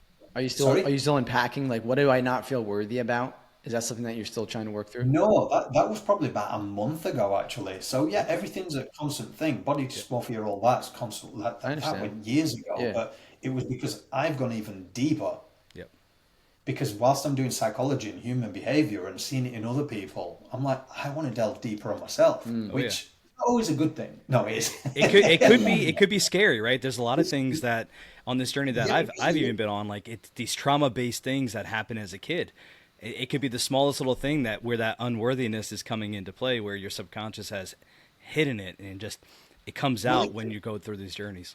It can give you a deeper sense of respect for your parents as well, because we always think of our parents as our mum and dad. Yeah. Well, clearly they had a life before us. So Yeah. what happened there? You need to talk to them. Are they carrying on generational patterns? And it's got to stop with me. Yep. So let's stop this before it carries on. And it's so funny because I even noticed I've got a 6-year-old daughter and a 12-year-old boy. My 6-year-old daughter, confident as anything, knows her worth, will tell everyone to buy stuff. She'll not pay for anything. Love it. Like Love this it. totally thing. And I'm like, she being brought here to show me. That's what She's be checking like. you. Yeah, because I'm kind of I've been breaking this thing for some time. Because if you think, if it's only a month ago, like I do well, we're very secure in what we do and what we get and everything like that. But where I could have been several years ago, if I'd have known my worth, but I kept giving and giving and giving, and yeah, learning the psychology and just unpacking everything. They always say you can only help people to the depth that you're willing to go on yourself or have been. So I just find it all fascinating. I love learning about Well, it. yeah. I mean, you said up to even a month ago. So what? I'm curious what that looked like. You said, it went back to my childhood and like my worth. What was that So conversation with probably a yourself? month ago, I was in LA recently, and again, whether you're spiritual or not, it just how this played out. So I went to LA, and it was kind of everything was booked, the business plan and everything, and I got there, and the car that I'd hired for the whole time I was there, they couldn't find. Right, 15, 20 minutes. I'm like, how can you not find a car? Like, it's a rental. And the next minute, after like 15, 20 minutes, the big boss came out and was like, oh, give him the brand new Mercedes Benz. And I was like, what? Straight away in my head, I'm going, is this insured the same money that I'm paying? Do I have Right. money? Like, I'm going back into these old You're like, I patterns. rented a Prius. Exactly. And the actual the pad that I'd rented the day after, before clients were coming in, got a text message first thing in the morning, just was like, oh, there's water damage in the building, we're gonna have to cancel on you. And Oh I'm like, man. what the like What the heck? so you know what, I was frustrated. I couldn't find anywhere else in Venice, in Santa Monica. I was like, there was two bedrooms, there was these, I'd got clients coming to put in there and this, that and that, and I was like, you know what, things always happen for a reason. I'm gonna go and have some lunch, I'm gonna chill out. And I came back and there was a pop-up on my screen, and it was a penthouse apartment overlooking the whole of Marina del Rey, Wow. Dang. and it was only like 50 or something more than the What? actual thing. And I was like, so it was like an upgrade. I was shown my worth, like Mercedes Benz. I'd got Awesome. first class in this, and then I got a penthouse. And that's when I was working on things, because I was like, why did my head straight away go into how much is this and what's that going to be, when I Mm. know that we've got savings and I've got this, and it's just unpacking things. And it's like, Yeah. I've known my worth each step of the way, but then why did I think of that? So there's still things in our subconscious that we hold on. And then I was like, that's got to come from here. And it took me back to thinking of a time when, when PCs came out, that's how Hmm. old I am. So we went to the shop and we was bugging my mum and dad to get a PC. Now my dad didn't know anything about technology or anything like that. He was a welder. He was like a working man. And we went in the shop and the sales guy's talking about it. And my dad had seen a couple of $100 or pounds in England, Hmm. or what he'd seen as the TV screen. He thought that was the computer. And when the dude turned Yeah. around and it was like, no, no, no. So this monitor, that's your computer. And then it came up to like several £1,000s. And my Yeah. dad was like, oh no, we don't need one of them. That popped in my head when I was thinking about this. So I've carried that all the Incredible. way through as kind of like, you need to this, that to that. Don't have a credit card. If you can't afford something, don't put it on that. Mhm. And it was just unpacking it. So like I've known my worth growing up, but there's been little things of going to that next stage on certain aspects of holding myself a little bit small, because I've not quite cleared that. That's incredible. Interesting. I mean, man, that brings me back to my childhood. I I got was just gonna. You're just thinking Jared and I about obviously are brothers, right? You knew that. Once you have awareness to you guys, you'll be like, all right. No, it actually brought back a story, Jared. Do you remember when Dad brought home that it was that all computer? lined up along the wall and he had a bunch of It crap. was. Is that We what couldn't thought? afford shit back then. Is Yeah, that what you thought exactly of? what I was thinking Oh about. my gosh, Glenn, I was thinking I that. remember that. My dad, similar to yours, you said your dad was a welder. My dad's a truck driver. Not a lot of money, but yet PCs just came out, and so he's He like, loved "Hey, I got this new technology. Opposite gadget." to your dad, he loved gadgetry. Like He loved likes- Radio Shack. he I likes don't know if technology. you guys had Radio Shack when you grew up, or if that was No, international or I've not. heard But Radio Shack is an electronic store, like Best Buy, or I don't know what's over there in Australia, but like any other electronic store. And he loved his gadgets. Man, it brought back. But it's so interesting that you talked about how I think about stories like that, and that wasn't the only thing my dad brought home when he couldn't afford it. But that has helped me just in my adult life realize I do not want this, and I'm not going to want it in a year or 6 months from now, so I don't purchase it. But just having that childhood trauma, right? I'm gonna make it loose as a trauma, but a childhood event that has led me to think of this mentally. It's interesting that I'm gonna go back. I know it's a small little detail, but your penthouse that you had. Now, how many people were you hosting in this event? So there was two there, and there was a couple that obviously live in America. So it was only two that I had to put up. Okay. But yeah, to have the whole of the penthouse on the top floor looking over and Did you like stay with them? driving, I did on one of the side rooms. It was like getting up That's each awesome. morning, getting my Mercedes I mean, Benz that helped top your toe. personal brand too, did it not? Right? I mean, people being I able to did what's show through. it helped your personal brand for sure as well. Like, Well, this is one of the things. It's like if I put something on my socials of stuff like that, it's what it represents. I always put yeah, because when you see these highlights, that's one thing I'm kind of against. Like people who are just trying to portray that they're making all this money and they're Right. doing 6, 7 figures and stuff like that. Because I'm just like six, That's seven against what your figures whole is platform not. is. It does not come that easy. No. Like when people say I'm making 10K months, and I'm like, show me your bank. I want to see it consecutive. Like, and people are so scared to ask these coaches and all these people. I'm like, if they're making it, they can open the bloody bank account in front of you and tell you and Right. show you. yeah, Right. Because if you're making it at 10K is easy, what we're teaching the younger generation, like they're not going to work a real job. Nope. And I'm not saying, well, everything's a real job, but these days it's kind of like if someone's earning less than 10 grand a month, that what they're lower than? Oh No, yeah. like Oh, that dives into so many things, man. It just you give your kid these $500 Jordan shoes. You know, what are you setting them up for? It's yeah. great that they have it in the moment, but what unrealistic expectations are you really setting without actually knowing you're setting it? Yeah. It So is. everything I post will be a reflection of something that's transpired or the results. It's always about the results, and there's always my clients on there when we're at events and they're right. getting up speaking. Because there was a time, it was even my Sydney event where one of the guys that I know, he turned around, he said, "Why wasn't you on stage more, Glenn?" And I was like, "Why do I need to be on stage?" He was like, "It's your event. I'd be up there all the time." And I was like, "Because I can stand back and appreciate and them seeing themselves going, I'm enough as well." Because there was a time I didn't feel enough. Yeah. And then I've done that and I've created it. So if they feel enough now, they can go and inspire more people. And that's how we can kind of break that generation thing of going, let's stop being bloody selfish. Yep. Yeah, it's not about you, right? It's not about the IPC is not about you. Even though you're behind it, it's I Yeah. created this because I want this community, these people to realize it's about all of us and we all have to work to this together. Yeah.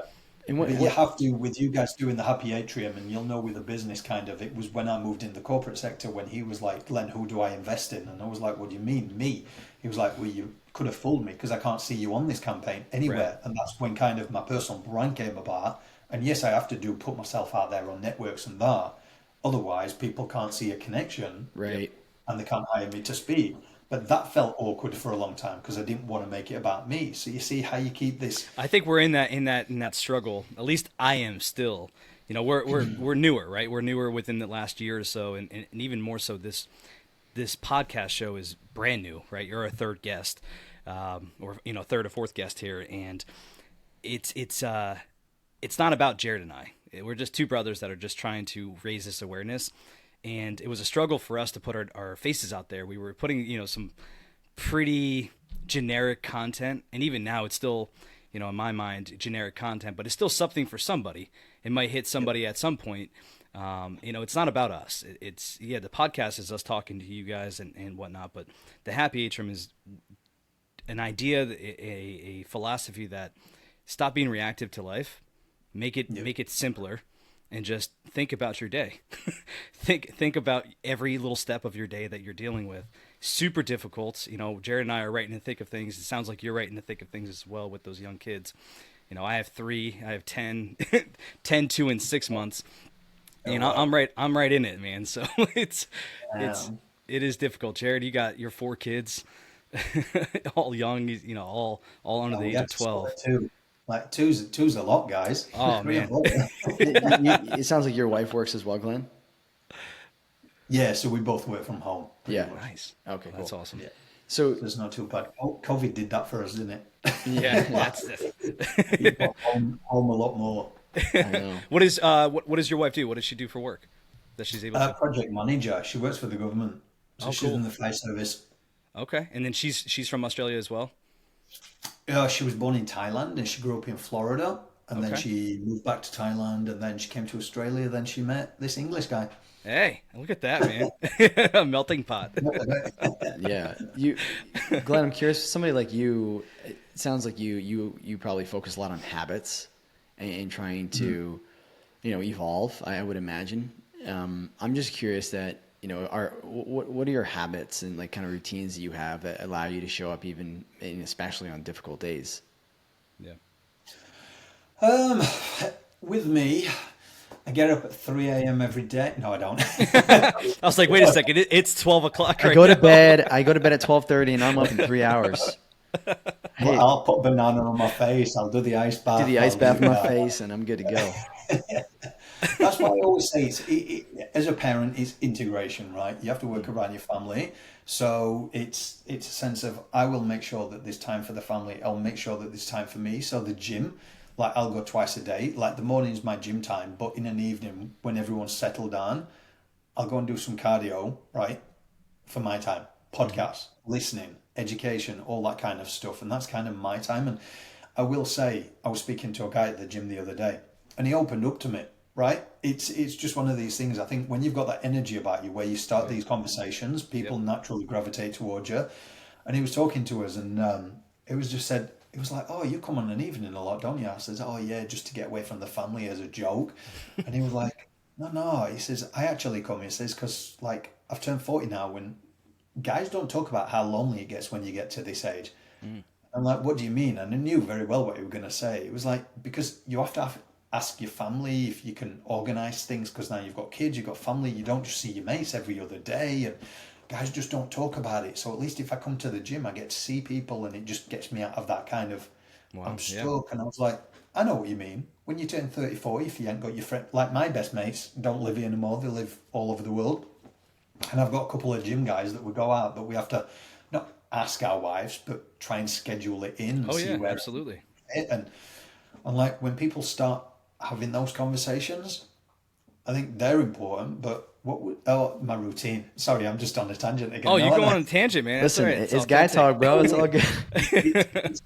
It's the gym time, mate. And I must admit, I'm really old school where I'll run a hot bath and I'll lay in for like 2 hours at the end of the night. Just chill out in the bath, mate. Heck yeah.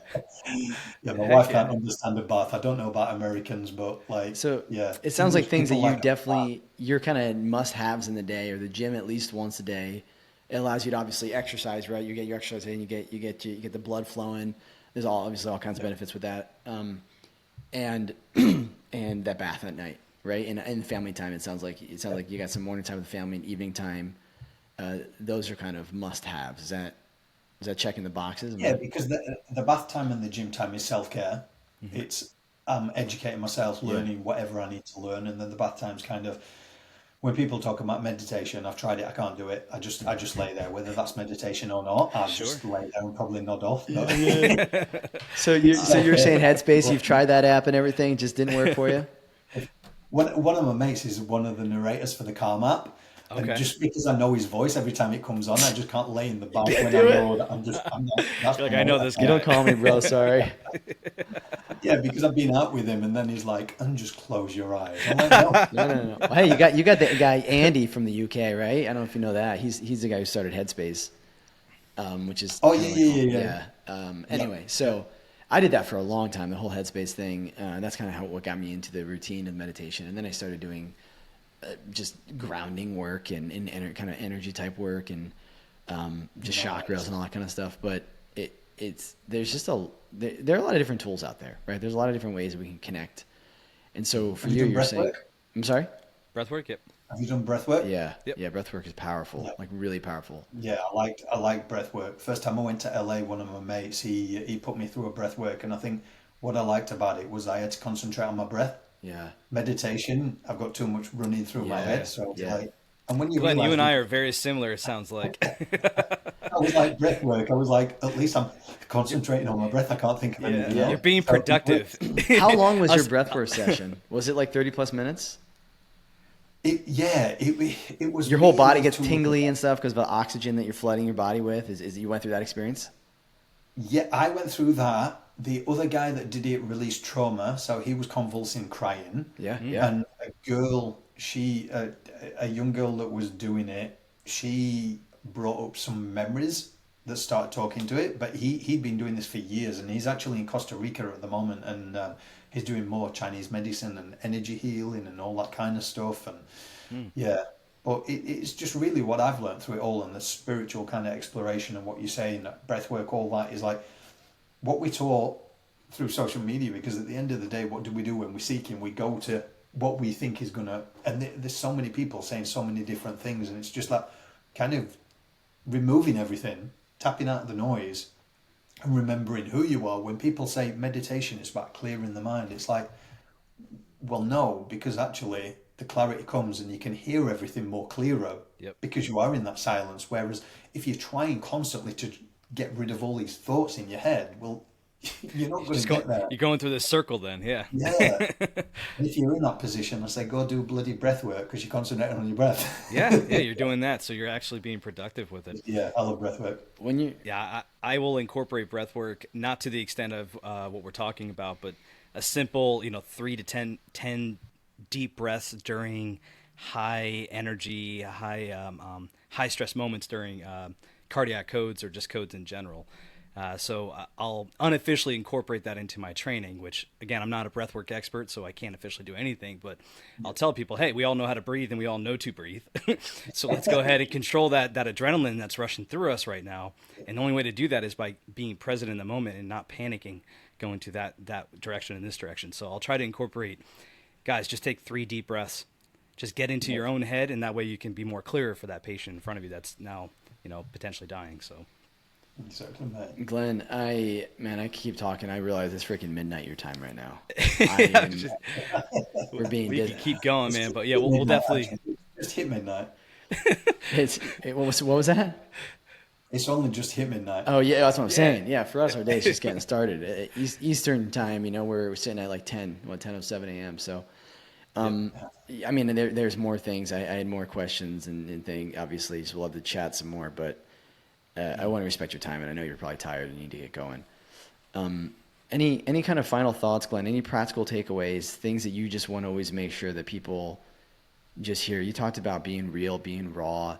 That's what you strive to do with the Imperfectly Perfect campaign. It's the whole idea of it's okay to not be okay. We're literally humans. That is the human experience. I'm just curious if there's any kind of final thoughts and takeaways. Just whatever comes to your mind. Feel free to go ahead and diatribe as much as you'd like. Yeah, I just say exactly what you said there. It is a human experience. We're not supposed to be perfect. Lead by imperfection. So one foot in front of the other. And if you have got something placed on your heart, then say yes to it. Step forward. Follow it with your passion. You might not have everything down pat, the resources, all of the rest of it, but look what can be achieved. You have passion, you have resilience, you've got belief in yourself, and then just learn about yourself. Like this campaign in its entirety, 7 years, I've learned more about myself, even recently, going even deeper. And that in itself, to break generational patterns that maybe came from my parents, like it's evolving, it's always evolving. And if there's one thing I'll always say, is like, when you see a lot of people and they're teaching you like, I can teach you about life. I can't teach you shit when it comes to life because I don't know everything about mine. I'm just like the wisdom. The more I learn, the less I know. And you might have heard that before, but I'm always like, I never want to sound like I'm preaching. Yeah. Because I'm just like, when it comes to life, it's like when you think you've got it and like you're learning or you do learn about chakras and your breath work and all stuff like that. If you go on this spiritual journey, you're just going, it knocks you for 10 in every which way. You're going deep. More stuff keeps coming at you, right? You're like, you're feeling good, and then but it's amazing. It's like I could talk about the spiritual stuff all day long, like because everything that's happened, and that's why with the penthouse and everything's symbolisms, and everything comes. And I've been with world leading shaman, and they've told me stuff, and then prophets. But then I've also seen faith used as a way that people manipulate people who need help, and I've seen prophets, wolves in sheep clothing, just to. What do you mean by the symbolism? Do you mind if I unpack that a little bit more?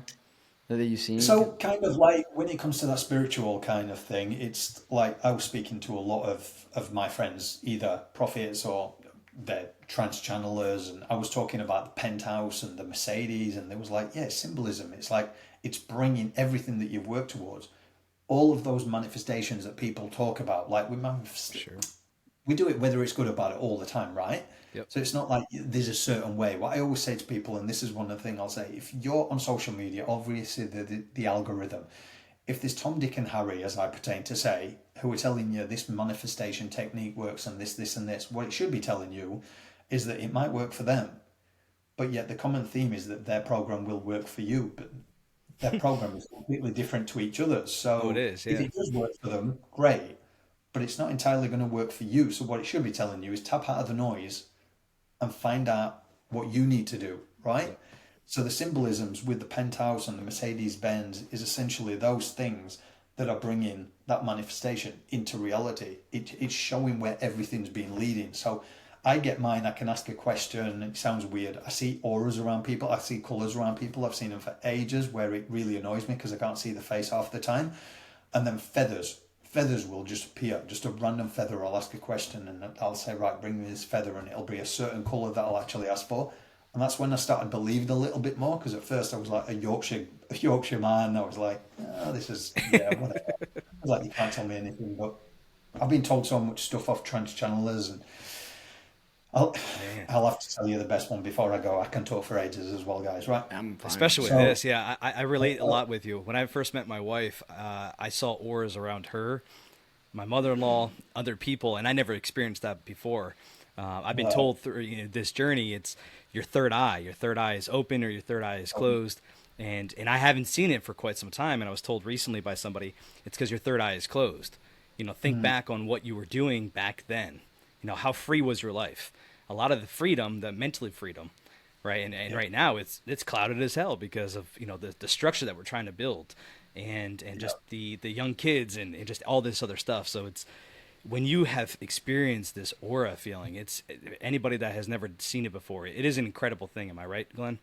yeah, It, yeah. it can be. Go Yeah, on, it can sorry, be mate. just so deep. Like it just, I don't know, just it hit me in my soul very, very hard. And with my wife, I don't know if you know anything about twin flames. Yeah, I've If you've also gone watched the down that road a Netflix little bit. documentary as well. So Sounds strange. my wife and I, we're twin flames. At least that's our belief. That's our feeling with one another, and it's an incredible experience for people that have the potential ability to read energies and to go down that road. I wish that everybody can experience it, because it is possible for everybody if they know how to open up that third eye. I'm still on that journey trying to figure that out myself, because I want to go back to it, man, because it feels so just I don't know how else to explain it. I think you said it. It's just letting it go. I'd say if you don't already listen to frequency music, I do all the Yep. time. Oh, Just the absolutely, I pure do. tones Like on all the Spotify or time. what? But Is it's there what, is there a sorry? channel on, like Spotify, for example, or YouTube, one that you'd recommend that you like? See, I go on. Oh, I'll send you on Instagram so you know Please it. do. It's basically it's pure tone. So Yeah. you can put the frequency you want in, and it's just pure tone. Like sometimes it's like, I think, sulfurgy or something, but they've always got music over the top or anything. So this is Yeah, just pure tone. So I'll send you that through. awesome. But yeah, I was in LA, Yeah. and there was this post that came up on Instagram. It was the first one I was there, and it was this woman, and the post was so raw. And I was like, I'm going to reach out to this woman. And I did. It was talking about mental well-being. And I reached out to her. And she got back to me that day. And she actually said, I want to be a part of this. And she flew from Arizona to LA to shoot with us, right? 3 months earlier, I was having a session with a channeler who's a good friend of mine. And she sat down and she was telling me all this stuff about what I was doing. And she said, look, your friend's coming through who you lost told me some stuff that she'd never know. And then she said, I've also got someone else coming through for you. I was like, who? She was like, Chester Bennington. I'm like, she was like, do you know who he is? I'm like, yeah, Lincoln Park. I was like, why the bloody hell would Chester Bennington be coming through for me? Like, a guy from Yorkshire. She was like, he knows you won't believe him, so he's going to prove it to you. I was like, all right. So this is like months and months later when I'm in LA, and like this woman comes up on my thing, and she flies from Arizona and then comes to LA. We spend the day together, me and my wife and my kids, and we shoot for the campaign. And she's like this huge auction tainer oven in Hollywood and all stuff. And I didn't know at the beginning. And then at the end, she said, I want to connect you with a friend of mine. She might not get back in touch with you because she's actually big. And she was like, she lost her husband to suicide, and I want to connect you. And I'm like, okay. And then she got a phone number like I'll take the number off, but I'll screenshot later so you can see. To Linda Bennington. And I was like, she's not married to Chester Bennington, is she? She was like, yeah. She was like, gosh. right. And I was like, holy shit. So I told her the story and like hairs were up here. Oh yeah, I just got goosebumps myself, man. And I told my friend about it, like the channeler. She was like, told you. He said that he'd show you that it was around. But at the time when we don't think of these, we think, how the bloody hell? I'm a guy from Yorkshire, I live in Australia. He's this big musician. Like, why the bloody... And apparently it's because IPC has been divinely led the whole time, which is, if you think of a guy who knew nobody, didn't have resources, it blew up within 3 months in Australia, he got all these celebrities, corporate leaders, has gone worldwide without the money behind it. Like, even big organizations don't get it that far without, like, all that grandeur. Yeah, yeah. It's just been this guy called Glenn trying to keep up with it. Yeah, it's kind of channeling through you, right? Like ultimately you're just... And that's the thing, if you do it by purity and of good heart and you do it in the right intent, and that's the people that have come along have felt that clearly, because if you think about it, I was on a TV show once, and this woman said to me, and like the clips on my social media, and I look like a complete idiot because she stuns me. It's like live, and she was like, so this campaign is just blown up and you've got like some of these huge names behind you, and what is it about you, Glenn? They've trusted you with their story, Glenn. And I'm like, yeah, I suppose so. I've never heard it like that. Like this, just a guy from Yorkshire just taking photos. Like, I don't know what is about me. Yeah. A big celebrity is like opening their heart up and sharing something that they probably wouldn't share. And you still don't know the answer to that, right? You're just, it's the answer is you're just doing it and you don't know. It's just something that you... I believe it's something divine. There's clearly something that's being led, but yeah. And now it's with the old energy and stuff like, obviously you guys know all that stuff now, and it is. It's that energy around it, and people know who are bullshitting. When you're being authentic, right? It's exactly, both messages are for sure authentic. You know, I could care less if we make money. If anything, make money for keeping this thing alive. That's literally it. And if it doesn't, then hey, man, we're meeting some really cool people such as yourself that are on this incredible journey. It's incredible, man. Glenn, I don't want to take up any more of your time. We can talk for hours, man. I know we could. We'll have to connect next time you're in the States, man. Yeah, we would love to connect with you when you're over here again, man, or just, another show or just something. We would love to connect more with you. Where are you guys based again? Pennsylvania in the United States. I don't know if you Eastern. So you have LA all the way over here, and then you have Pennsylvania on the other side. Oh, nice. And I'll be in Utah pretty soon. Okay. Utah, yeah. How far is that from LA? It's not. It's like a 13-ish hour drive. I mean, a plane ride is like an hour or so, hour and a half. That's not Yeah, bad. plane ride for me is probably about 7 hours. Yeah, isn't that far? Probably. Sure, I mean, it like takes 5 like 6 hours to get to Utah, so a couple more maybe. Yeah, 7, Yeah. 8, something like that. Yeah. So, but Utah's nice. you I can see guys- you doing an event in Utah, Southern Utah. A lot of people love it there. Like Zion National Park, Bryce Canyon. There's all of that. One of your events, I think a lot of people do events there in Utah. Nice, yeah. nice. Well, I'm supposed to be back in November, back to LA. So, Have you heard? I'm sure you have their international band group, Imagine Dragons. yes, Have you heard the song "It's Okay"? probably. Oh man, I'll send it to you on Instagram. Dude, it is literally like your entire platform is this in one song. And if you haven't linked up with them already, not that you need my anything, but link up with them, dude, because they're incredible people, and just that song it comes from a really good place. Jared, you know who the guy? He came from Utah. The main band leader, his Talks sister. about mental health a lot, doesn't he? Say it again. Talks about mental health a lot. He does. He does. And that song, I believe it's after his sister. Yeah, Dan Reynolds. Dan Reynolds. Yeah, I think his sister passed away. I think either to suicide or through health. And again, anybody don't quote me on the song, but this is just me paraphrasing. It hits home incredibly to me. I even thought when we started the Happy Atrium that this song, I was like, dude, this has to be our like whatever you call it, like behind the scenes. This is it. Like, it's okay not to be okay. We're here just to try to learn and try to be perfect in our own imperfect way. Right. And we all of a sudden we came randomly across Glenn Marsden with There's the another one. IPC. If you've heard of satsang, have you heard of satsang before? They sing with imperfect in, and one of the guys that came on my campaign, he was the influencer, but he's a big singer now. So if you write this down, if you've got a pen there, it's called Taylor Holder. Taylor Holder, okay. But his song is called Human, and if you listen to those lyrics, we put it against some of the campaign because it was like, I can't remember some of the but it was almost like everyone sees what they want to see, but yet they don't see me. Behind all the smoke and the mirrors is a real person going through real things, and like you just listen to the lyrics and you're like, holy fuck, that's real. Thank you so much for joining us on this episode of Oak Road Diaries. We really appreciate you, and we really, really do hope that it added even the tiniest bit of value to your life. If you felt that the conversation resonated with you, we invite you to share it, because you really never know who needs to hear this today. You can find more tools for intentional living and the 7 pillars of transformation at thehappyatrium.com, or connect with us on our socials at thehappyatrium. We'd love to see and interact with you there. Until next time, keep tending to your inner child, one breath, one step, and one story at a time. Take care, and we'll see you down the road.